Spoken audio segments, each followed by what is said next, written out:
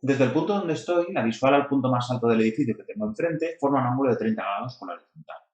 Es decir, si yo estuviera, por ejemplo, situado aquí,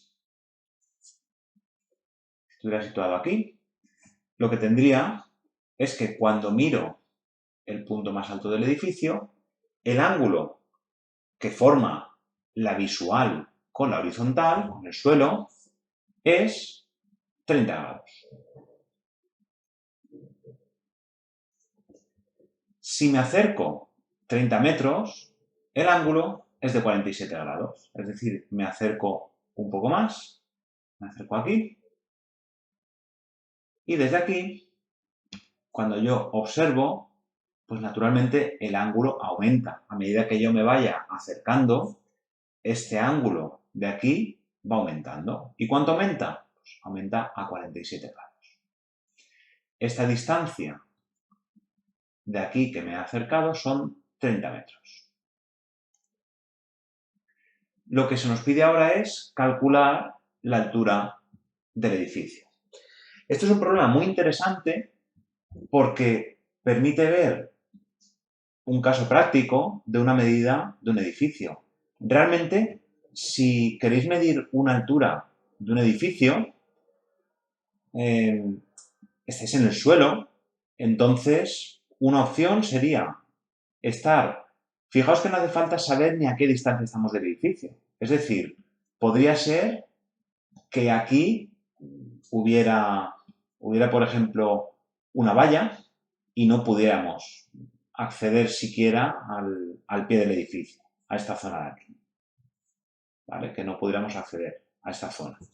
Entonces, simplemente con estar en un punto, el que sea, medir este ángulo con el que vemos el punto más alto, acercarme a una cantidad que puedo medir, porque si desde aquí me acerco, puedo medir, me acerco 30 metros, por ejemplo, mido lo que me acerco, desde aquí mido de nuevo el ángulo y solo con esta información puedo calcular directamente cuál es la altura del edificio. Vamos a ver cómo se haría esto. Este es un problema que deberíais aprender bien a hacerlo porque es un problema muy típico en geometría. Normalmente se le llama problema de la doble tangente o estrategia de la doble tangente, ahora veremos el porqué. Bueno, lo que tenemos que hacer aquí es localizar triángulos, que ya está muy claro cuáles son. Tenemos un triángulo aquí más pequeño y un triángulo mayor.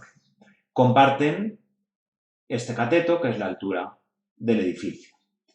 Esos triángulos son rectángulos, y lo voy a indicar. Estos triángulos serían triángulos rectángulos. Ahora, lo que tengo que ver es qué relaciones o razones trigonométricas utilizo para relacionar los datos y poder obtener este valor. Está claro que estos 30 metros los voy a tener que utilizar de alguna manera y que este valor de h también lo tengo que utilizar para resolver y obtener su valor. Vamos a fijarnos aquí en el 47 grados. Podría utilizar el seno, que me relaciona h entre este lado, o podría utilizar la tangente, que me relaciona h con este trozo de aquí. Con 30 grados, si utilizo el seno, relaciono h con esta hipotenusa de aquí, que también desconozco, y si utilizo la tangente, relaciono h con todo este lado. Si bien no conozco ni este lado ni este, y en el caso de 47 grados no conozco estos dos lados, si relaciono h con el lado de abajo las dos veces, sí que voy a poder relacionar por lo menos h con valores que estén relacionados aquí abajo y obtener el valor. Si esto mide 30, esta longitud que la necesito, le tengo que poner un valor. Por ejemplo, puedo llamarlo x. Este valor sería x. Por lo tanto, lo que voy a utilizar es la tangente en ambos casos.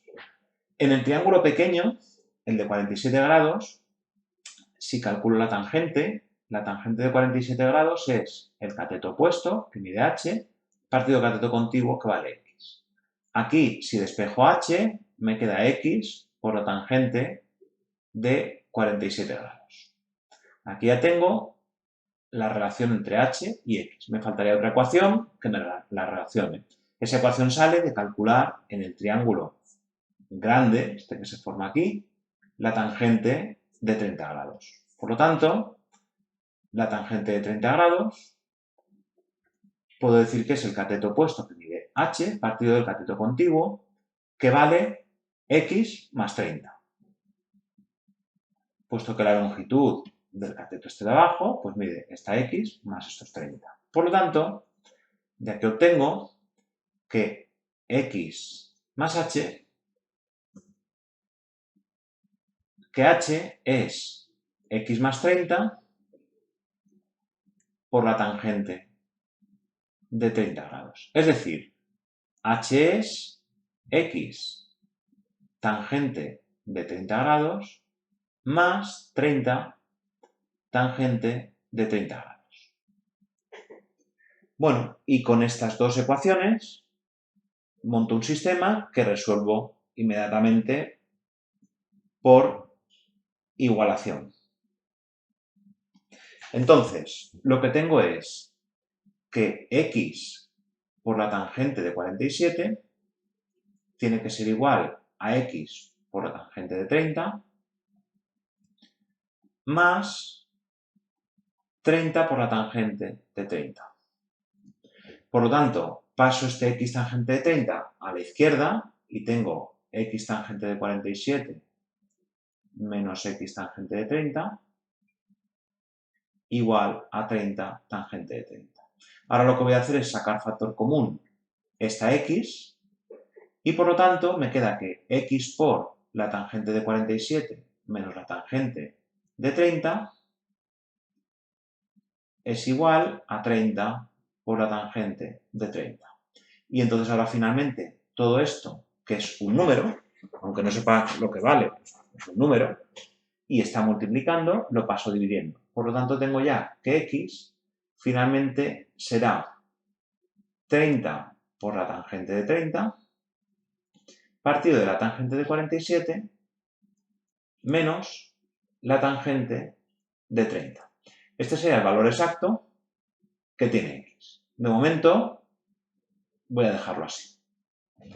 Puesto que el valor de x no lo necesito. Realmente, fijaos aquí que el valor de x no lo necesito. X es una variable auxiliar, es decir, la he introducido para plantear estas ecuaciones, pero es una variable que realmente no necesito calcular. Lo que necesito es, sí, su valor, pero para calcular el resultado que me piden, que es esta h.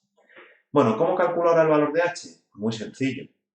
Está todo el trabajo hecho. De aquí, que tengo que h es x por tangente de 47, y de aquí, que tengo el valor de x, calculo el valor de h. Por lo tanto, h será x, que vale 30 por la tangente de 30 partido tangente de 47 menos tangente de 30, y esto multiplicado por la tangente de 47. Por lo tanto, aquí es por tangente de 47.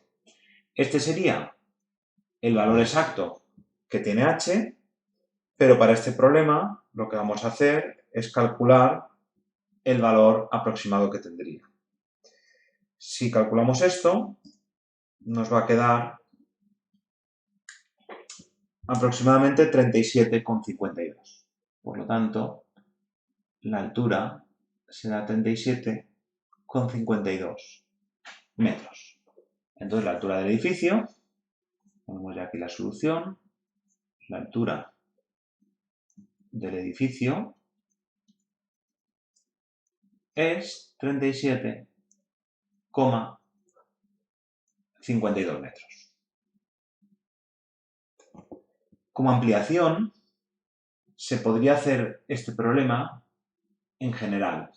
Es decir, en vez de considerar aquí 30 metros, se considera una distancia d, ¿de acuerdo? Es decir, si me acerco d metros, este ángulo se le puede llamar alfa, aquí, y a este ángulo se le puede llamar beta.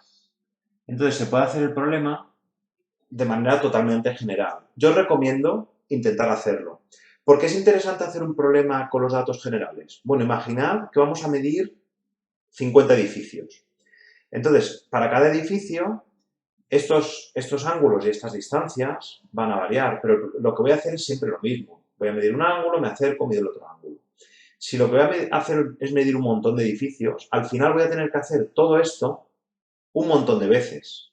Es mejor hacer simplemente una vez el problema poniendo aquí D, alfa y beta, resuelvo el problema, me quedará H como una fórmula, en vez de quedar esta. Podéis intuir qué fórmula va a quedar, ¿vale? Por intuición, pues está claro cuál va a ser la fórmula.